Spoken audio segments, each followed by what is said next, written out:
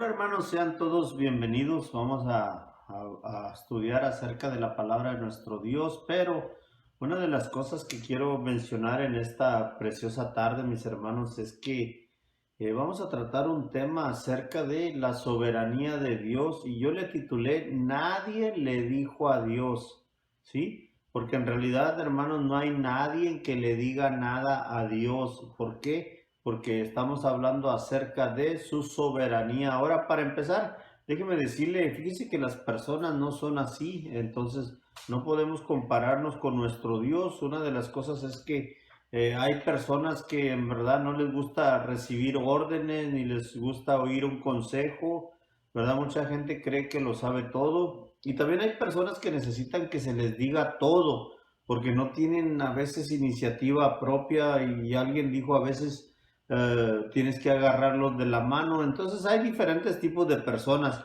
pero también hay personas, hermanos, que no les tienes que decir nada y siempre te ganan un paso adelante. ¿Qué quiero decir con esto? Que a veces hay personas muy listas que en realidad piensan adelante de ti. Y hermanos, en cuanto a esto, recuerde que cada cabeza es un mundo, ¿verdad? Y todos somos diferentes. Por ahí dice un dicho.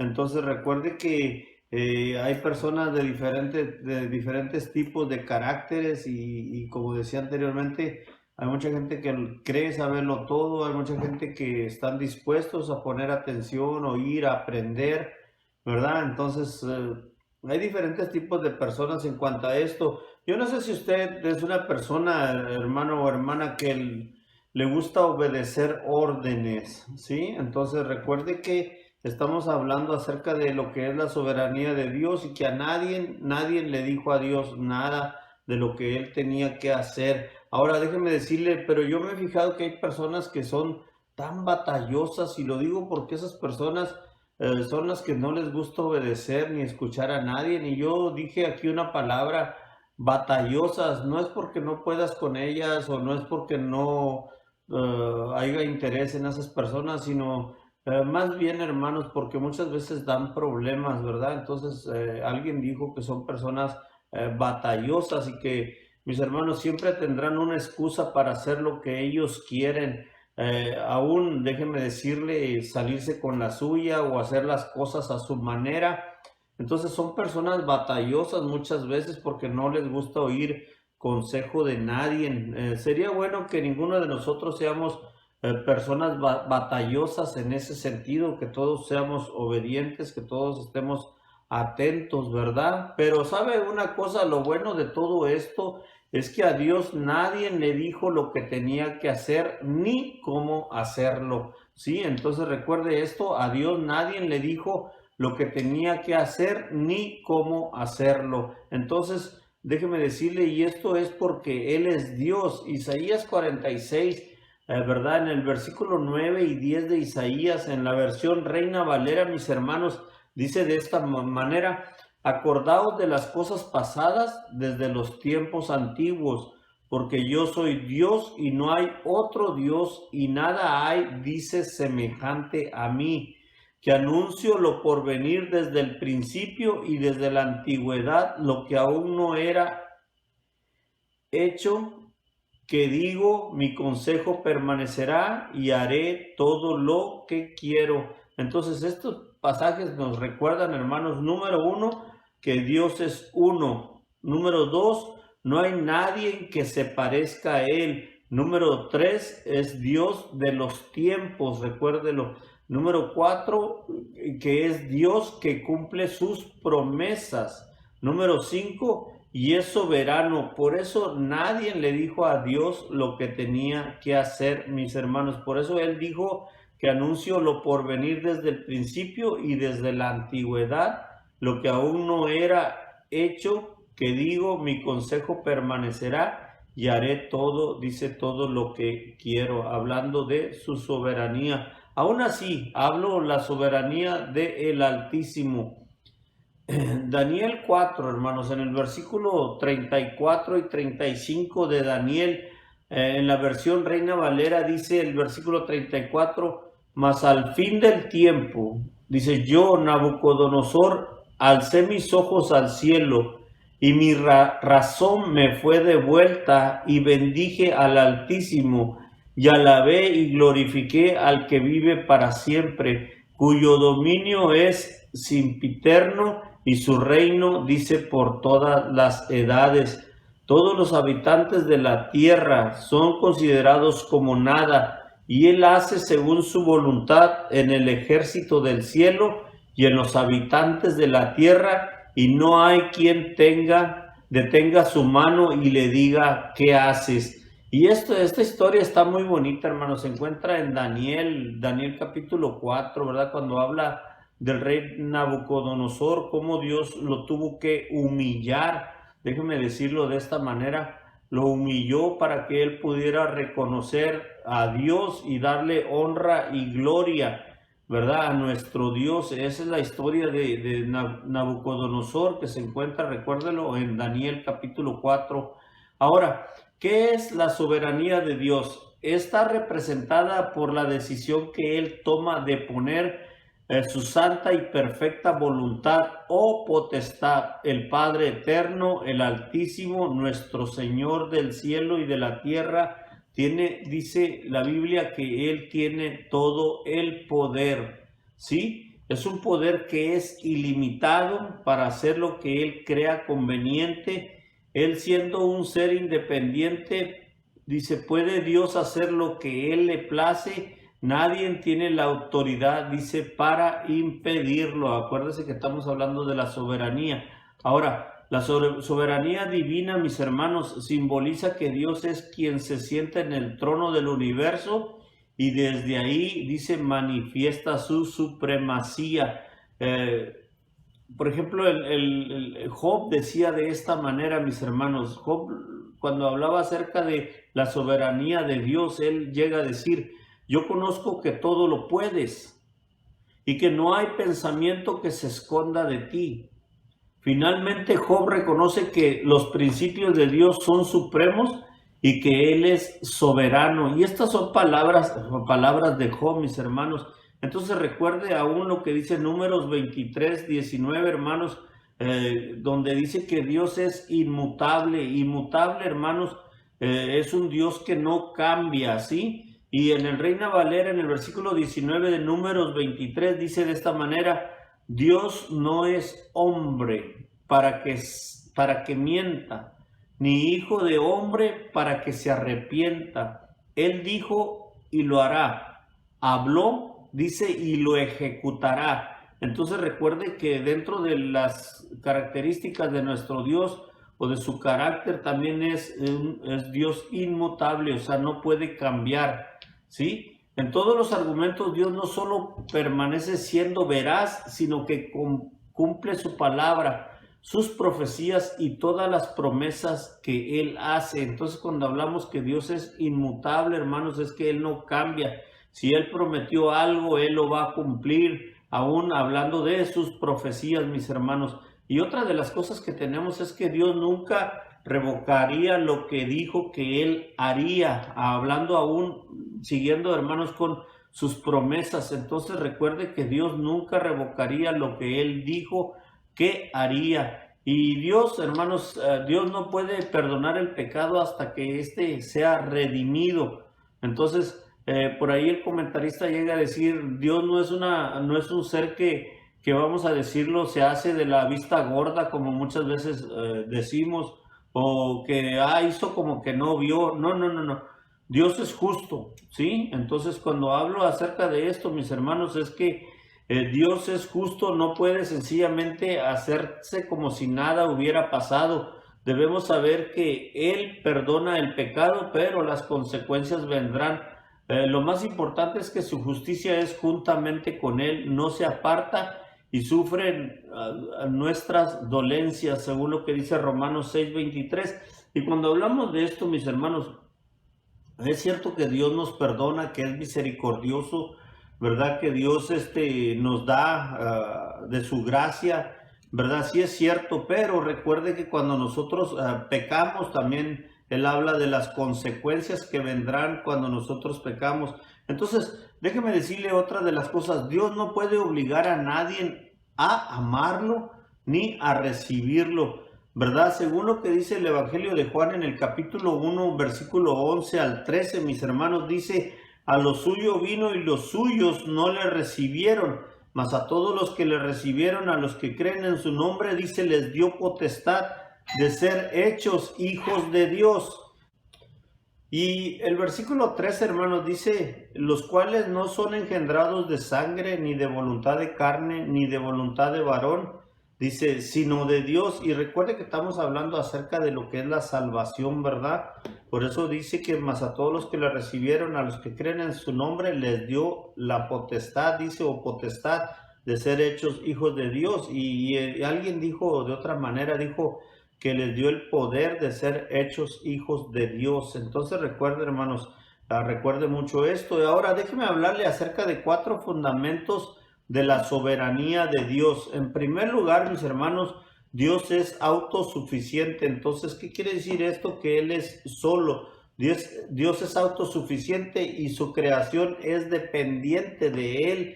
Esta característica particular lo establece como el gobernador supremo y altísimo Señor. Entonces estamos hablando, hermanos, de que todas las cosas, ¿verdad? Aún la Biblia dice que todo fue creado por Él y para Él, mis hermanos.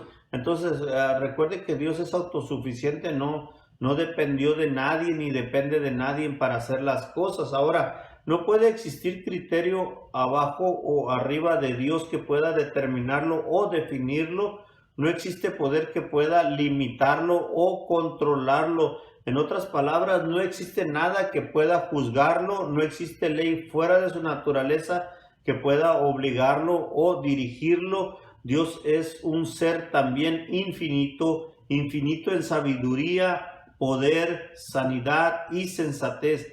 Estas excelencias de su perfecta naturaleza establecen su rectitud a la preeminencia de su gobierno sobre todo lo finito. Entonces recuerde que dentro de las cosas es que Él es autosuficiente, entonces Él no depende absolutamente de nadie. Número 2, la soberanía de Dios se manifiesta en la revelación del mandato divino. Él es quien ordena, recuerde esto. Asimismo, el derecho de Dios es gobernar todas las cosas y Él es único, incomparable, eterno, prudente, incondicional y déjeme decirle completo. O sea que a Dios no le falta absolutamente nada. Por eso Él es soberano también, mis hermanos. Incluso no sucedería un decreto divino como ese si existieran derechos, voluntades, dominios y poderes de competencia en el cielo y en la tierra. Si Dios Altísimo y su voluntad no caminaran únicamente o único, entonces no pudieran ser todopoderoso. Pero déjeme decirle, Dios no tiene competencia de ninguna forma, ninguna manera, ¿verdad? De ninguna clase, ni en el cielo ni en la tierra. Por eso decimos que Dios es único, entonces no existe ninguna competencia con Él. Ahora, el número 3, hermanos, dentro de lo que estamos hablando, las obras de Dios establecen, dice, su soberanía. Y yo me acuerdo, hermanos, que Pablo lo mencionaba en Romanos, en los primeros capítulos de Romanos, donde habla, ¿verdad?, acerca de la creación, ¿verdad? Cómo Dios se manifiesta a través de la creación. Y una de las cosas es que todas están sujetas a Él mismo, ¿verdad? Hablando aún de la naturaleza. Ahora, recuerde que Él es el único creador de todas las cosas. Su dominio se afecta sobre todo, ¿verdad? En todas las cosas está su dominio de Él. Me recuerdo mucho, hermanos, ese himno que dice que Jesús es mi Rey soberano. No sé si usted lo ha escuchado. Es el número 282, ¿verdad? Me gustaría tener la voz para cantarlo, pero yo sé que no puedo. Entonces, nomás se lo voy a leer rápidamente, unos párrafos. Dice, Jesús es mi Rey soberano. Y luego dice, mi gozo es cantar su loor. Es Rey, dice, y me ve cual hermano. Es Rey y me brinda su amor. Dejando su trono de gloria, dice, me vino a sacar de la escoria.